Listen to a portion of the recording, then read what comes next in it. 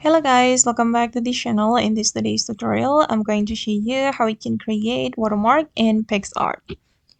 Okay, let's get into it guys. First of all, I'm going to add my watermark to this photo. I'm going to create watermark for this photo guys. So I'm just going to go to the text and I'm just going to select this font. And for example, I'm going to type in this watermark. Okay, wait. Alright, and I'm going to change the color of this text. I'm going to change the color to white. I'm just going to go to the color and I'm going to go with this white color. Okay, and if we want to make it transparent like watermark, we just need to go to the opacity and we can reduce the opacity. Okay, wait, I'm going to make it around 50.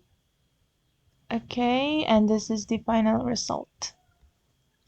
Okay guys, and that's all the way to create watermark for our photo in PicsArt. I hope this video will be useful for you. Thank you so much for watching and bye.